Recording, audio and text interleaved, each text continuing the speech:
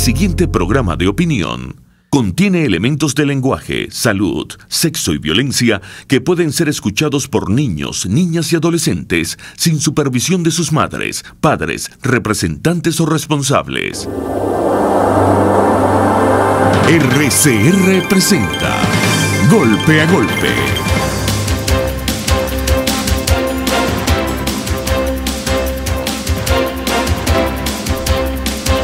Golpe a golpe, buenos días. Lunes 5 de noviembre de 2018. Estaremos trabajando para ustedes en la dirección general de la estación, Jaime Nestar, en la gerencia de producción, Willy Zarcaya, en la producción de este espacio, Jason Vargas, Marilia García y Jessica Selgrá. En los controles estará César Arteagan, y recuerden seguirnos en nuestras redes sociales por @RCR750 y vernos a través de rcr.tv, la radio que se ve. La noticia que conmociona al país y que es muy doloroso es la muerte de 3 sargentos y 10 militares heridos tras emboscada de grupos irregulares en el estado Amazonas. Esto está publicado en costadelsolfm.net. Es una situación, que veremos cómo se desarrolla en el transcurso del día. Bien compleja la situación ahí. Otra noticia es que hoy es lunes bancario. No estarán trabajando las oficinas comerciales de los bancos, estarán trabajando los cajeros, y relacionado con el día de los santos, de los muertos, algo así, como uno de esos días. Y mañana habrá elecciones parlamentarias en los Estados Unidos, y hay un artículo ahí bien interesante también en costadelsolfm.net que habla de eso. Elecciones al Senado de los Estados Unidos, 6 de noviembre de 2018. Se van a realizar las elecciones, y en línea tenemos a José Toro Hardy, economista, experto petrolero y exdirector de PDVSA. Buenos días, José, un placer saludarte. Buenos días, que es un gusto estar nuevamente contigo y con Radio Caracas Radio. Ajá. José, vamos a comenzar por una noticia que ya lo tiene a uno de manera,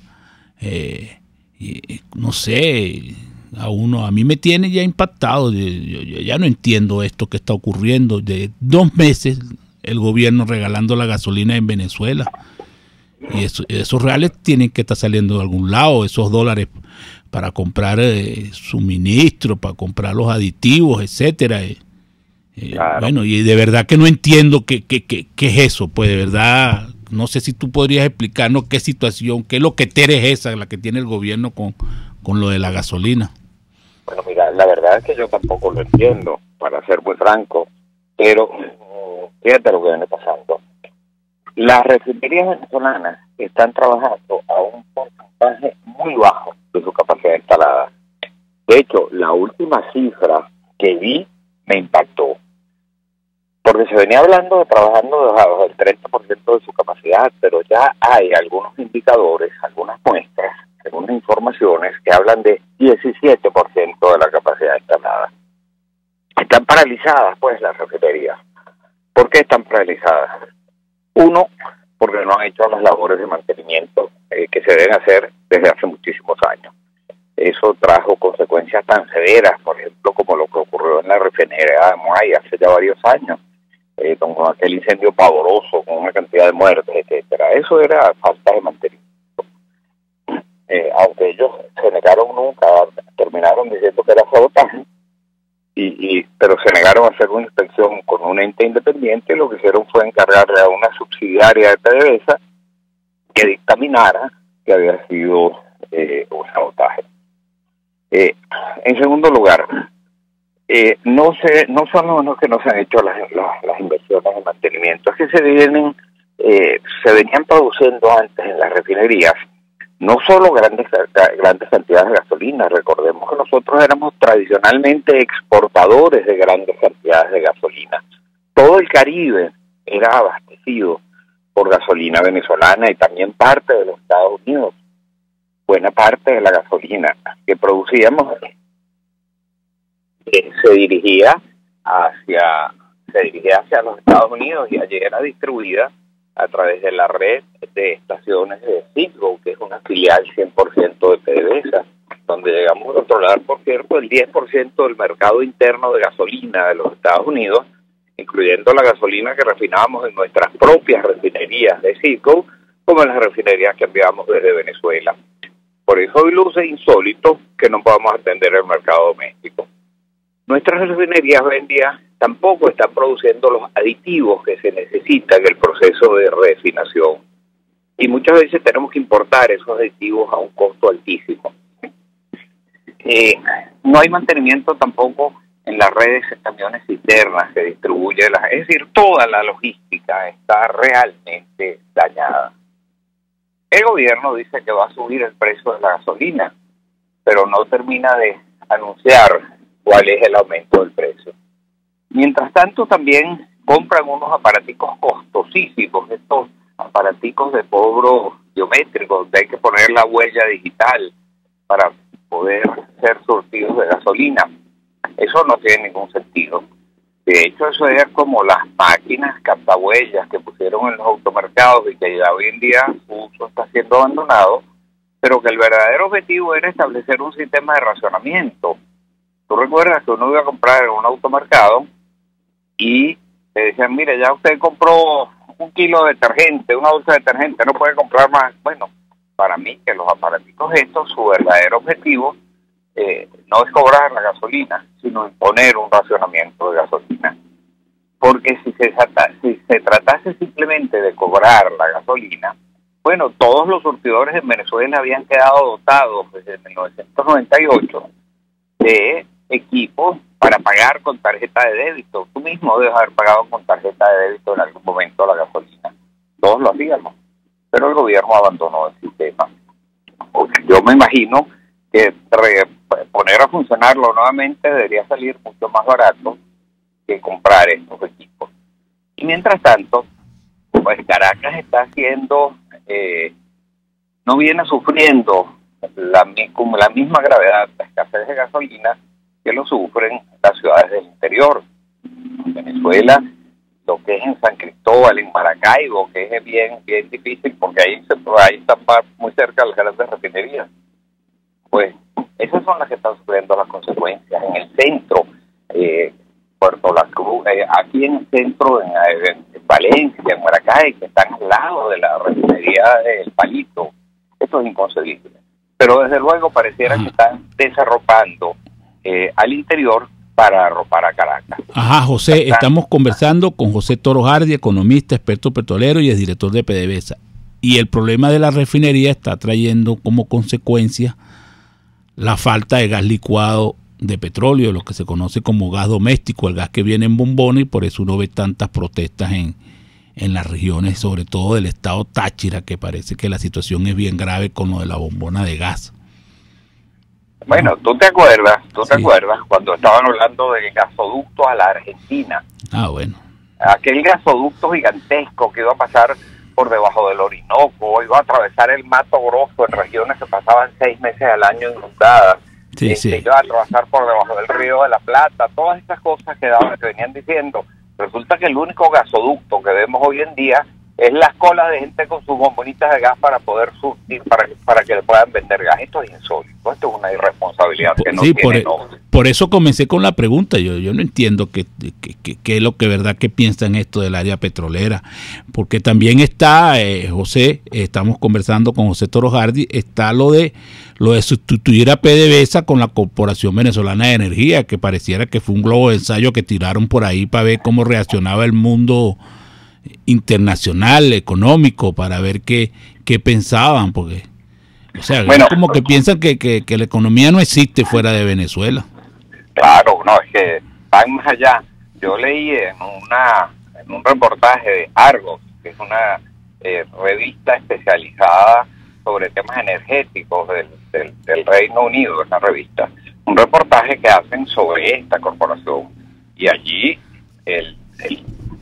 ellos reportan que el presidente de la Comisión de Energía de la Asamblea Constituyente dice que van a crear esta nueva Corporación Energía Venezolana, sería su nombre tentativo, pero añade una cosa muy curiosa, dice que a ella se le pasarían los activos de PDVSA, pero no los pasivos de PDVSA. Eso, por supuesto, es una forma fraudulenta de insolventar a la empresa.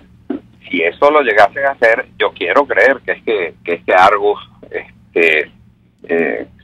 reportó mal. No puedo creer que un presidente de una comisión de energía, de la comisión de la constituyente, pueda decir semejante barbaridad. Pero si eso fuese así, inmediatamente todos los acreedores de Venezuela la demandarían. Eso sería más o menos lo mismo que si yo pidiese un préstamo con mi empresa, yo pidiese un préstamo a un banco, y el banco me otorga el financiamiento bajo la condición de que yo y los demás accionistas demos el aval personal para garantizar el pago del préstamo. Bueno, pero después no podemos pagar el préstamo y lo que empezamos es a vender la casa, el carro, los activos que tenemos para insolventarnos. Eso se llama insolventarse fraudulentamente, es ilegal, puede incluso ser penado. Bueno, ese es más o menos el símil de lo que ocurriría si deciden traspasar los activos de PDVSA a otra empresa, pero no los pasivos.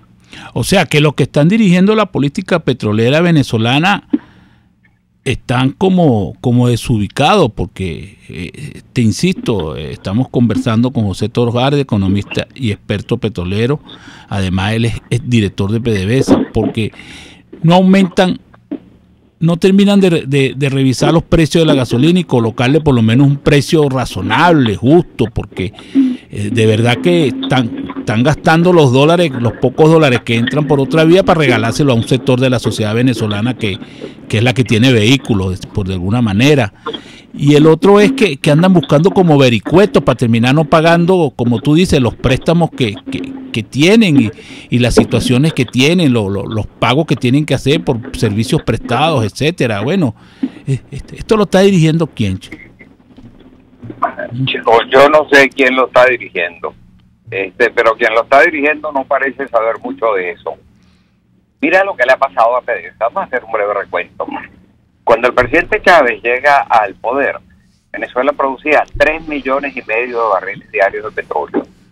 Ya se había firmado toda la apertura petrolera, se habían licitado los contratos, habían sido ratificados por el Congreso Nacional. Después la propia Corte Suprema de Justicia intervino y dijo que ahí se habían cumplido todos los extremos legales.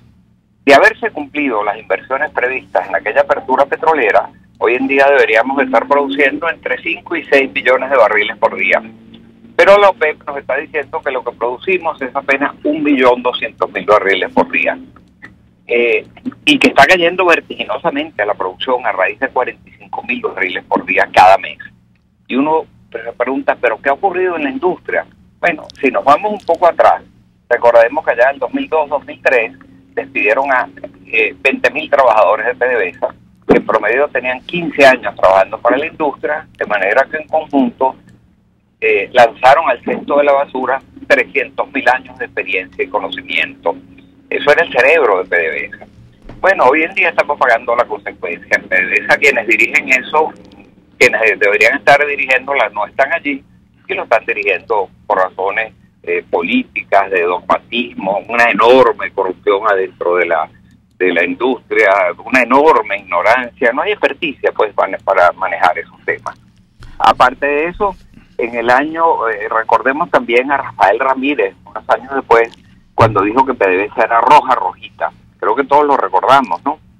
Sí. Bueno, por eso le quitó la misión a PDVSA. Dejó de ser una empresa petrolera y pusieron a PDVSA a importar alimentos que se podrían en los puertos, a sembrar yuca, a construir edificios que no eran su función, o sea, atender mil cosas que no eran su función. Y por supuesto la empresa se fue, pero no invertían en los propios temas petroleros. Y la empresa se fue dañando. Después, en el 2007, el presidente Chávez aprueba, por vía habilitante y sin consultar con nadie, una ley de hidrocarburos con el objetivo de acabar con la apertura petrolera. Aquella ley trajo como consecuencia que le subieron enormemente el impuesto sobre la renta, la regalía, los dividendos y la participación de PDVSA en las acciones de aquellas empresas, las transformaron en empresas mixtas. De manera que el capital privado pues quedó totalmente imposibilitado de seguir adelante. El resultado es que se está viniendo abajo la producción petrolera, se está viniendo abajo la industria. No se puede pretender que una industria de esa magnitud, que debe ser de las grandes empresas petroleras del mundo, sea manejada en medio de esa barbaridad de corrupción, de populismo, de dogmatismo, de ineficiencia, de ignorancia. Bueno, eso está pasando con PDVSA. Eso tiene un nombre, José. Yo le he puesto loquetera. Estamos conversando con José Toro Hardy, economista, experto petrolero y el director de PDVSA. José, tenemos que ir a publicidad, pero cuando regresemos queremos seguir conversando contigo y te vamos a una pregunta en el aire. Queremos saber cuál es tu impresión y cuál es tu opinión de lo que va a ocurrir ya que entraron en vigencia las medidas contra Irán en el área petrolera. Estados Unidos le impuso una serie de medidas sancionatorias a Irán que penalizan la venta del petróleo de ese país, y esas medidas entraron en vigencia. Entonces queríamos saber cuáles van a ser las repercusiones en el mundo petrolero. Estamos conversando con José Toro Hardy, economista y experto petrolero, y además él es director de PDVSA. Vamos a publicidad. Usted escucha Golpe a Golpe por RCR 750 AM. Puedes seguirnos en nuestras redes sociales. En Twitter, @RCR750, la radio que se ve. En RCR somos vanguardia. Toda la programación de tu RCR también la puedes seguir a través de la internet. Audio y video en tiempo real, noticias y mucho más. No te pierdas ni un segundo de nuestra programación. No hay excusa ni cadena que valga para que dejes de escucharnos. Ingresa a rcr.tv, la radio que se ve. Ellos sí que no saben nada. Y así nos va.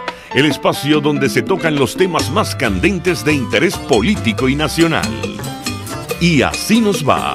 En este programa, la picardía y el humor inteligente son los protagonistas. Pura cabilla. Lara y Hernández descosen y revelan los secretos más oscuros del acontecer político. Y así nos va. De lunes a viernes a las 4 de la tarde. Por RCR 750 AM. Moisés Naim en Efecto Naim. Hola, soy Moisés Naim desde Washington. Conéctese a rcr.tv. También nos puede seguir por @Efecto Naim en Twitter. Y estamos en Facebook y en Instagram.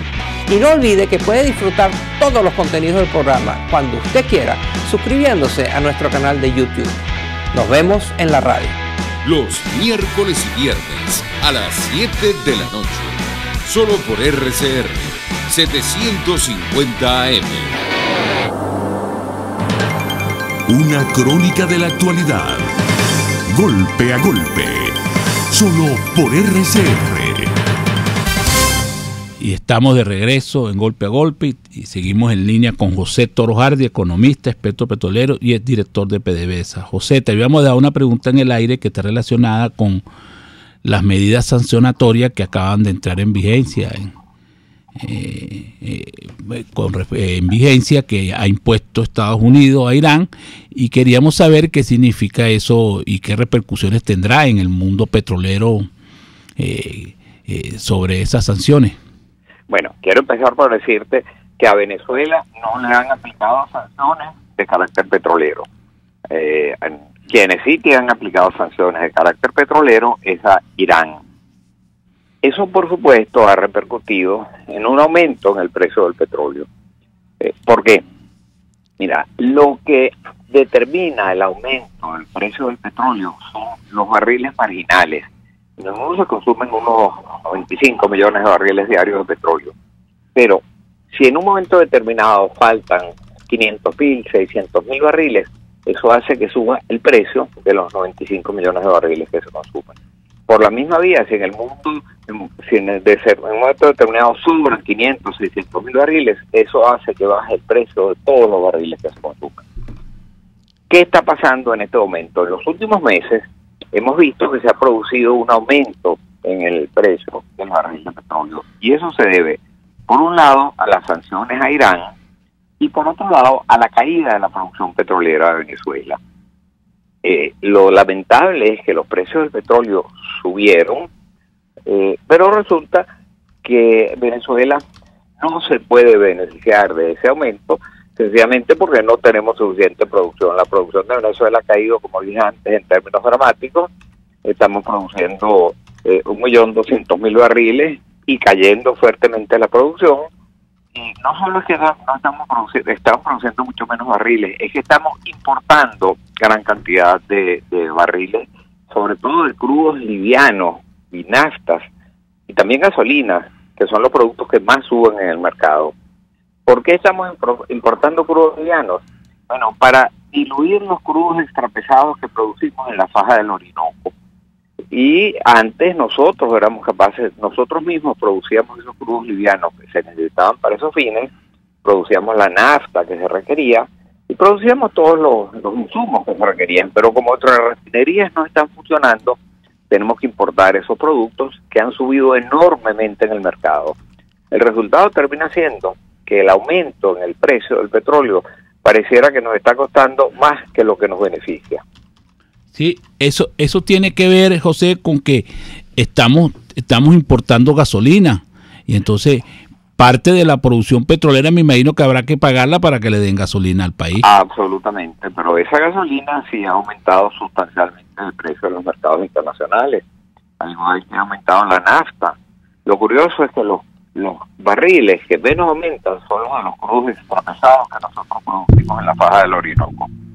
Y los que más aumentan son los de los crudos livianos, WTI, etcétera, y nafta, que tenemos que importar, porque ya no los producimos para poder diluir en ellos los crudos de la faja del Orinoco. Es decir, estamos importando el crudo más barato, más caro del mundo para diluir en él los crudos más baratos del mundo. Ahora, José, entrando un poco en el tema político, definitivamente en Miraflores no saben qué hacer con PDVSA, porque ahí hubo unos cambios en la dirección en la junta directiva de PDVSA, pero eso es más de lo mismo. Eso ahí no incluyeron a nadie que fuera experto en el área petrolera o que para tratar de cambiar un poco el rumbo de la industria petrolera. Lo que están haciendo es como profundizando la crisis que tiene. Mi opinión coincide exactamente con la tuya. Ellos creen que producir petróleo es así como coser y cantar. Ellos pueden agarrar a cualquier persona simplemente porque sea amigo, simpatizante o porque haya cumplido alguna función de manera eficiente en otra área y se lo pueden poner a manejar la industria petrolera. Y resulta que esa es de las industrias más tecnificadas del mundo. Fíjate lo que te dije antes, cuando en el 2002-2003 ellos despidieron 20.000 trabajadores, cada uno de los despedidos tenía un promedio 15 años trabajando para la industria. El conocimiento de aquellos señores, la experiencia de aquellos señores que despidieron no es reemplazable, y menos si quieren reemplazarlo con gente por las razones equivocadas, porque son simpatizantes políticos o por lo que sea. Pero hoy en día está pasando todavía otra cosa que agrava la situación, que es que PDVSA, que antes le pagaba muy bien a sus trabajadores, hoy en día le paga muy mal.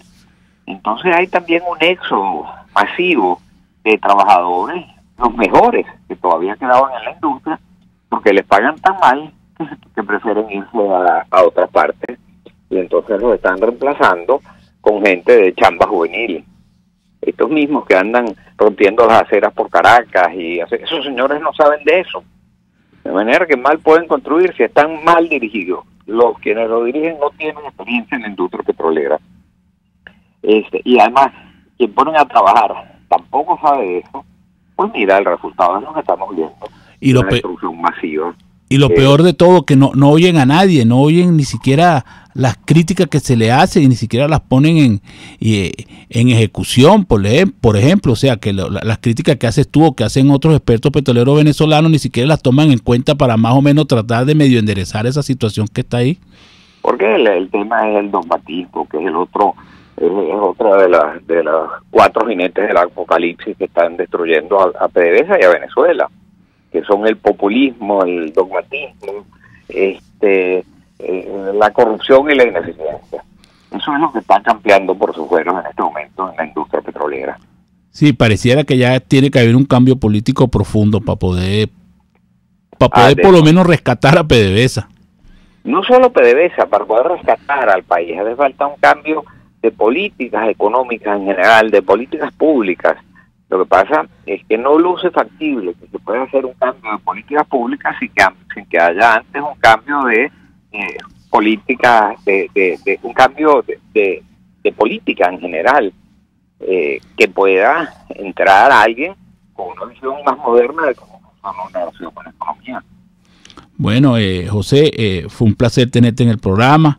Esperamos seguir contando contigo. Hemos conversado con José Toro Hardy, economista, experto petrolero y es director de PDVSA. Y nosotros ahora nos vamos a ir a publicidad. Ni de suerte, ni de gracia, ni de pecho. Es Golpe a Golpe. Puedes seguir nuestra programación a través de rcr.tv, la radio que se ve. El siguiente espacio educativo está dirigido a niños, niñas y adolescentes. RCR presenta Todo se puede, una producción nacional independiente de Mayra Prado, certificado número 16923. El cambio es acción.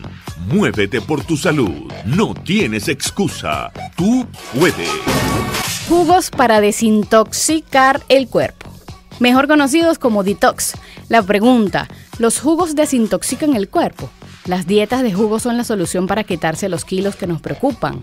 La creencia: los jugos son sanísimos, ¿qué malo pueden hacer? Después de escuchar este micro basado en la entrevista en Todo se puede con la licenciada Ariana Araujo de Método Coma, pensarás diferente. La intoxicación alimentaria sucede al consumir alimentos en mal estado. Una comida copiosa, rica en grasas o azúcares por sí sola, no produce intoxicación a menos que en su preparación se haya contaminado. Punto 1. Con una alimentación equilibrada, tu cuerpo por sí solo se desintoxica. ¿Y qué pasa con los jugos? Escucha, actualmente existe un boom de las dietas detox que plantean desintoxicar el cuerpo con tan solo unos días consumiendo una dieta líquida a base de jugos de frutas o vegetales. Sin embargo, estas estrategias para desintoxicar, depurar o limpiar el organismo solo generan activaciones de rutas metabólicas que producen más desechos que una dieta equilibrada, siendo poco eficaces tanto para limpiar nuestro organismo como para mantener los kilos perdidos tras realizar este régimen. Punto 2. Con las dietas detox pones en riesgo tu salud y si hablamos de pérdida de peso, lo recuperarás y hasta el doble. Otro punto importante es que licuar vegetales y frutas, hasta agregándole avena, hojuela y linaza, la fibra que contienen es disminuida notablemente, quedando así en su mayoría las vitaminas, el agua y los hidratos de carbono que estos poseen, por lo que se pierden gran parte propiedades importantes de la fibra, como aumento de la saciedad, mejora de las evacuaciones, prevención de cáncer, disminución y ralentización de la absorción de grasas y azúcares de los alimentos. Entonces, ¿para qué nos sirven todos estos licuados? Para darte un gusto de vez en cuando, ni para desintoxicarte, ni para bajar de peso. ¿Cómo se hace una verdadera dieta detox? Solo lleva una alimentación sana con todos los grupos de alimentos, consume de 6 a 10 vasos de agua al día según tu requerimiento, realiza actividad física mínimo 150 minutos a la semana, no te asustes, eso es nada más media hora, evita el exceso de cafeína y alcohol y elimina el consumo de cigarrillo. Tus sanos hábitos diarios son el verdadero detox. Todo se puede. RCR presentó Todo se puede con Mayra Prado. Síguela por Twitter, @todosepuede.net. Una producción nacional independiente de Mayra Prado, certificado número 16923. Música por Medicinas vuelve a la Sala Cabrujas de Caracas. Este sábado 10 de noviembre, a partir de las 2 de la tarde, te esperamos. Dona tu medicina vigente y te las intercambiamos por discos, con la actuación de las bandas Chenzo D, Batawi y Mirage. Un evento para toda la familia. La entrada es totalmente gratuita. Recuerden, la invitación es para este sábado 10 de noviembre en la Sala Cabrujas de Caracas. Invitan Provea y Redes Ayuda. RCR 750 AM, porque lo bueno une.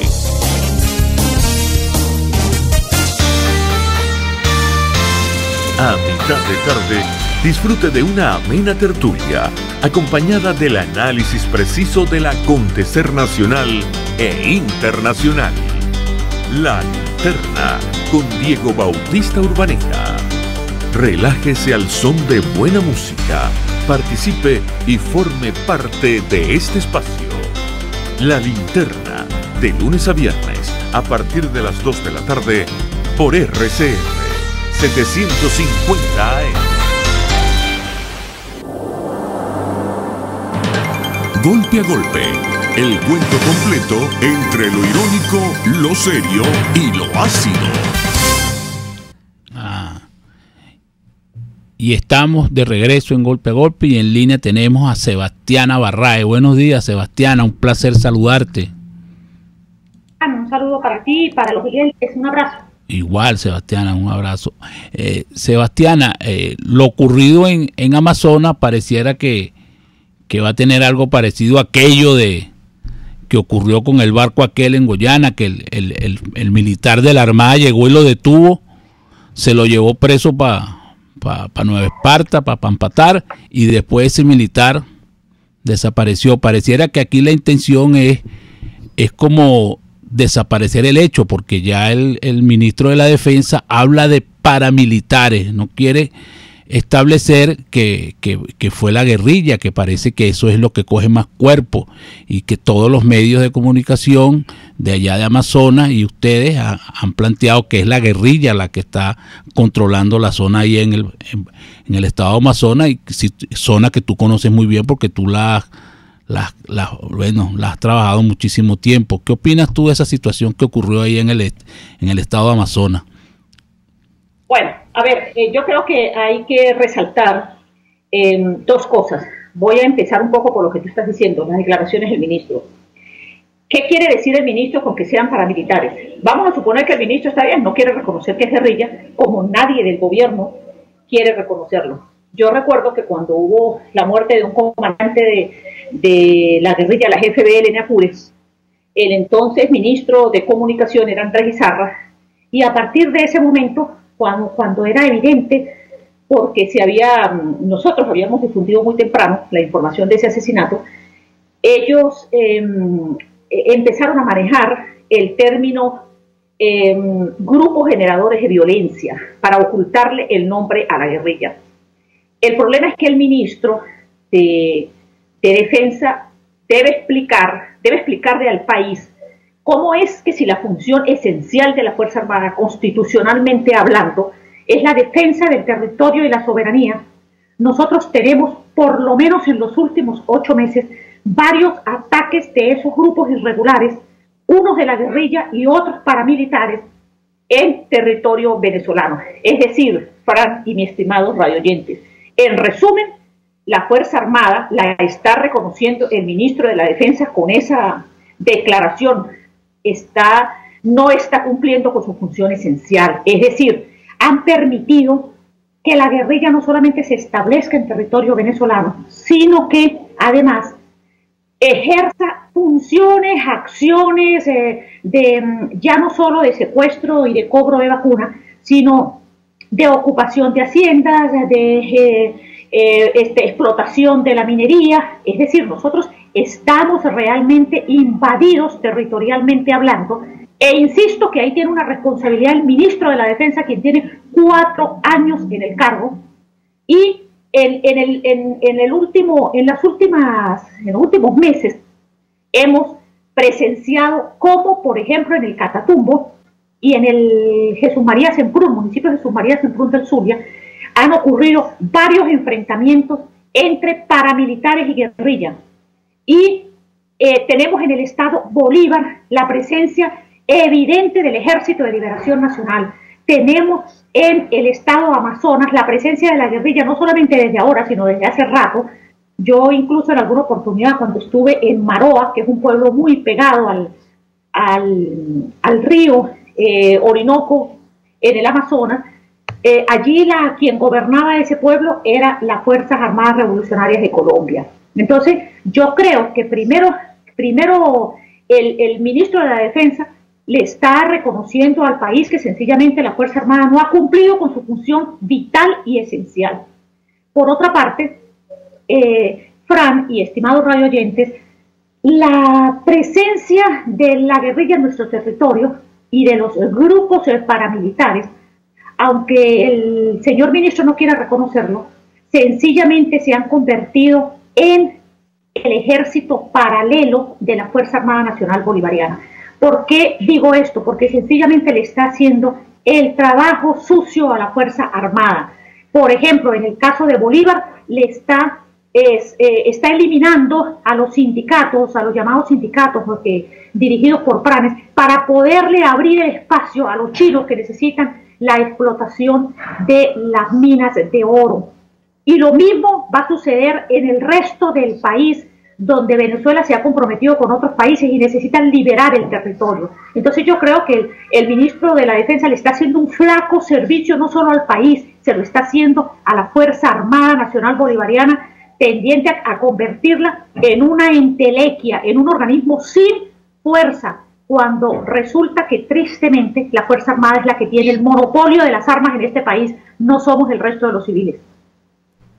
Ajá, Sebastiana, y también quiero de alguna manera agradecerte ese tuit que tú publicaste, porque la forma en que comunicacionalmente ha manejado el Ministerio de la Defensa esa situación deja mucho que desear. Y repito tu Twitter porque a mí también me llegaron esa foto, pero yo no hallaba qué responder. Tú pusiste un Twitter que dice: uy, general, esas fotos son terribles para la familia de esos muchachos muertos. Esas fotos que se transmitieron por WhatsApp, que la transmitió gente del gobierno, es un irrespeto a esos muchachos que murieron defendiendo a la patria en una situación bien compleja en el estado de Amazonas. Y quiero dejar constancia que tú eres la única persona hasta el momento que ha publicado algo contra esa foto, que de verdad son dantescas y horribles para unos muchachos que pertenecen a las Fuerzas Armadas Nacionales del país, y que lo único que estaban haciendo era cumpliendo con su deber, y sus familiares no se merecen esa humillación que le hicieron a través de esa foto, porque esas fotos salieron de las Fuerzas Armadas. Eso es horrible. Bueno, Sebastiana, y también está la situación de la falta, como lo dije, pues de la falta de comunicación del Ministerio de la Defensa, porque esos hechos ocurrieron y nos fuimos enterando porque, bueno, gente como tú y gente como otros periodistas que tienen a muchas personas allá en el estado de Amazonas, empezaron a dar información sobre la situación. ¿A ti cómo ves tú esa oscuridad que ocurre dentro del Ministerio de la Defensa con un hecho tan fuerte y tan difícil para nosotros los venezolanos? Estamos conversando con Sebastiana Barraez, periodista y experta en la fuente militar. Bueno, mira, Fran, primero, la primera vez de los últimos acontecimientos sucedidos, digamos de esta manera dramática, en la que se involucra la Fuerza Armada, es la primera vez que el ministro de la Defensa sale a darle una tibia explicación al país. Pero además con una marcada desinformación de lo que está sucediendo. Lo digo porque hace apenas unas semanas en el Catatumbo el Ejército de Liberación Nacional asesinó a 2 oficiales de la Fuerza Armada Nacional. Asesinó a un joven cuando una comisión se acercó a enfrentar a la guerrilla que estaba allí ubicada, estacionada desde hacía una semana en un sector donde tenían secuestrados y demás, y asesinó después a otro integrante del ejército venezolano cuando ellos pisaron una mina esta mina es antipersona, y el joven perdió las extremidades inferiores y poco después falleció en el Hospital Central de San Cristóbal. Ante eso no hubo una sola nota de prensa, ante eso no hubo una sola declaración ni del Ejército, ni del Ministerio de la Defensa, ni del Comando Estratégico Operacional. Es decir, murieron 2 oficiales ante el silencio de la institución que debe defender y respaldar a sus compañeros de armas. Incluso el Ejército publicó una lágrima de estas que sacan, así como cuando la persona se muere de gripe, bueno, sacaron una lágrima de esas que son una copia, donde solamente le cambian el nombre a la persona muerta, y esa lágrima fue la que publicó el ejército en una sesión por allí escondida de la página web del ejército venezolano. Es decir, pareciese que a la Fuerza Armada no le duele lo que le está sucediendo a sus integrantes, porque no solamente, Fran, tenemos militares presos y torturados, declarados incluso en los tribunales cuando manifiestan que han sido torturados, que sus casas han sido saqueadas, que su familia ha sido amenazada. También tenemos oficiales muertos, asesinados por la guerrilla, asesinados por los paramilitares, pero también tenemos oficiales asesinados por el AMPA, como el general que mataron hace 3 días, y que lo único que se puede decir, y es que es la inseguridad. O sea, tenemos ataques fuertes contra los integrantes de la Fuerza Armada y ante eso no hay una reacción de la institución castrense. Yo no sé hasta cuándo el señor ministro de la Defensa va a seguir ocultando lo que está sucediendo con la Fuerza Armada Nacional. No sé hasta cuándo va a seguir ocultando que mientras los civiles en este país nos está prohibido expresamente portar armas, resulta que aquí hay una cantidad de organizaciones paramilitares, guerrillas y los mal llamados colectivos que portan armas e incluso armas de guerra. Tenemos gente en las minas, por ejemplo, con armas de guerra superiores a las armas de la Fuerza Armada. Recientemente un grupo de diputados que fue a hacer un acto de soberanía en el estado Bolívar se encontró con una alcabala de la guerrilla del ELN en plena vía, y fue la guerrilla quien les revisó el vehículo, quien les preguntó para dónde iba. Es decir, ellos están ejerciendo funciones de control, están ejerciendo las funciones que le corresponden a la Fuerza Armada. Entonces aquí la exigencia y el pedimento es: señores de la Fuerza Armada, ustedes pretenden seguir perdiendo lo que les corresponde esencialmente, como es defender el territorio y la soberanía nuestra. Es decir, ustedes tienen las armas y ustedes no quieren o no pueden o no han querido reclamar que su función esencial es defender nuestro territorio y nuestra soberanía. Entonces yo creo que ahí hay una situación muy, muy dolorosa para el país, porque resulta que de la Fuerza Armada lo único que se reciben es las bombas que le tiran a la gente en las protestas, que lo hace la Guardia Nacional, o las acciones que en algunos casos la población civil es más víctima de la Fuerza Armada que realmente beneficiaria. Sebastiana, y cambiando un poco el tema, porque escribiste un artículo que llamó mucho la atención, Sebastiana Sin Secreto, se llama SEBIN, el nuevo round, Maduro versus Diosdado. Queríamos saber cómo marcha esa riña, esa pelea entre esos dos personajes, que parece que cada día coge más fuerza y cada vez parece que se le van agregando más cosas a ese cuento de la pelea entre Diosdado y Maduro. Hace tiempo yo empecé a señalar y a evidenciar que ese enfrentamiento entre Diosdado Cabello y Nicolás Maduro era evidente y notorio. No se hacía comunicacional, pero era evidente. Ya habían algunas evidencias claras de que había una lucha de poder, y una lucha de poder bien encarnizada entre estos dos personajes. Bueno, yo creo que eso llegó a tiene su punto cumbre en estos momentos, cuando Nicolás Maduro decide arrebatarle el control que Diosdado Cabello tenía sobre el SEBIN, porque el SEBIN, aunque en el papel dice que es dependiente de la vicepresidencia de la República, eso no lo pudo controlar ni Tarek El Aissami y ni siquiera se me olvidó el nombre de la vicepresidenta, Delcy Rodríguez. O sea, el problema es que el control del SEBIN lo ha tenido Diosdado Cabello desde que González López llegó a ocupar ese cargo. Y lo ha controlado de manera muy férrea. Es decir, ahí no toman en consideración los tribunales, ahí no toman en consideración las boletas de encarcelación, ahí no toman en consideración los procesos de las fiscalías, del Ministerio Público. Entonces, ahora, cuando Nicolás Maduro decide, con la excusa de lo sucedido con el concejal Fernando Albán, arrebatarle el control del SEBIN a Diosdado Cabello y dárselo a un oficial, a un general, por cierto, bien subalterno de los cubanos. Yo que soy bien resistente a estar hablando de ese tipo de cosas, pero de verdad que es lamentable porque yo creo que el general Figueras realmente es un subalterno de la isla cubana, y esa guerra entre política entre Diosdado y Nicolás Maduro no ha terminado. No ha terminado porque recordemos que Diosdado Cabello tiene control de una parte importante de la Fuerza Armada Nacional, y aunque Nicolás Maduro controla la otra a través del general Padrino López, la verdad es que recordemos que es precisamente esta institución la que tiene el monopolio de las armas, y que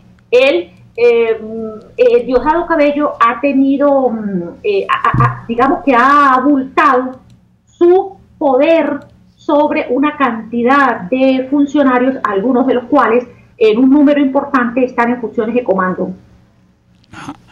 Sebastiana, tenemos que ir a publicidad y cuando regresemos vamos a la última parte del programa y queremos tocar contigo someramente así por encima la situación de lo que ocurrió en la famosa caravana, que hubo ese famoso problema ahí entre la Casa Militar y el SEBIN, y para que tú más o menos le digas a la audiencia qué fue lo que ocurrió en ese problema. Estamos conversando con Sebastiana Barraez, periodista y experta en la fuente militar. Vamos a publicidad. Usted escucha Golpe a Golpe por RCR 750 AM. Sintonícenos a través de Periscope, @RCR750, la radio que se ve. ¿Quieres conocer de dónde provienen las repeticiones de experiencias en tu vida? Aprender a reconocer las emociones ocultas que te llevan a enfermarte. Francis Blanco, terapeuta especialista en bioneuroemoción, constelaciones familiares y análisis del transgeneracional, te tiene las respuestas a todas estas interrogantes. Contáctala en Instagram por @elhilodefrancis o en su correo electrónico elhilodefrancis@gmail o al 0424-111-1942. En la Semana de la Libertad, con motivo de la caída del muro de Berlín, CEDICET Libertad tendrá el lunes 5 a las 9 de la mañana el foro La hiperinflación y cómo afecta a los ciudadanos. El martes 6 tendremos en la Sala Cabrujas el videoforo La vida de los otros. Y el viernes tendremos el 9 en la mañana, que es el día que se conmemora la caída del muro de Berlín, un conversatorio online con los profesores Rafael Arraiz Luca, Pedro Benítez y Trino Márquez, moderados por Carlos Blon, para conmemorar esta fecha tan significativa en el mundo entero. Usted puede ver toda la programación a través de @cedice y por cedice.org.be. Los invitamos cordialmente a que participen. En RCR somos vanguardia. Toda la programación de tu RCR también la puedes seguir a través de la internet. Audio y video en tiempo real. Noticias y mucho más. No te pierdas ni un segundo de nuestra programación. No hay excusa ni cadena que valga para que dejes de escucharnos. Ingresa a rcr.tv, la radio que se ve.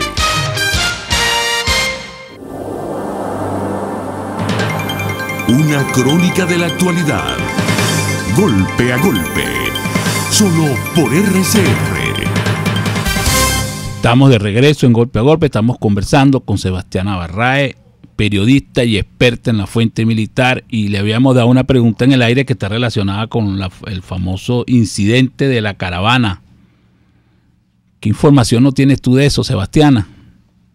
Mira, Fran, y estimados radioyentes, lo que sucedió con relación a la caravana es precisamente consecuencia del enfrentamiento que ha sucedido que está sucediendo entre Nicolás Maduro y Diosdado Cabello. ¿Por qué? Bueno, sencillamente porque cuando el presidente de la República decide destituir al general González López del SEBIN, unas horas antes ya el jefe del Comando Estratégico Operacional había enviado una orden a todos los comandos para que se tomaran previsiones, y en una parte de esa comunicación decía que no se permitiera la entrada y estuvieran alerta incluso ante la presencia de grupos del SEBIN. Y horas después, cuando ocurre la destitución del general González López, pues la reacción de alguna manera en esa lucha de poder fue la pretensión de detener la caravana presidencial y un momento tenso que hubo ahí entre la gente de Casa Militar y los efectivos del Servicio Bolivariano de Inteligencia. Por cierto que quiero decir, Frank, que esta no es la primera vez que eso ocurre. Sucedió en 2 oportunidades con el caso también del control que tenía Diosdado Cabello sobre la cárcel de Ramo Verde, que finalmente Nicolás Maduro terminó quedándose también con el control de esta cárcel, y ahí hubo 2 incidentes parecidos dentro de la institución donde hubo enfrentamiento entre ambos grupos. Entonces yo creo que esta situación, pues bueno, no es la primera vez, pero en este caso puntual con la caravana presidencial, pues es muy grave, porque evidencia un absoluto irrespeto a la subordinación. Recordemos que Nicolás Maduro no solamente es el presidente de la República, sino que además es el comandante en jefe de las Fuerzas Armadas. Y si unos funcionarios subalternos reaccionan así ante el presidente de la República, justo, no me quiero imaginar qué podemos esperar el resto de los venezolanos. Bueno, Sebastiana, ya sabemos que hay un problema fuerte, no solamente desde el punto de vista político, sino también desde el punto de vista militar entre Diosdado y Maduro. Sebastiana, por razones de tiempo tenemos que despedirte. Estamos muy agradecidos de que nos hayas atendido. Fue un placer. Fran, permítame no? solamente hacer una recomendación, o mejor dicho, hacerle a emplazar al ministro de la Defensa. Yo creo que el país necesita saber quién es Luis Felipe Ortega Bernal, alias Garganta. Que el ministro de la Defensa le explique al país cómo este sujeto, que fue detenido ayer en horas de la mañana, causó que poco después el Ejército de Liberación Nacional atacara a los militares venezolanos. Entonces yo creo que el ministro debe explicarle al país quién es Luis Felipe Ortega Bernal, alias Garganta.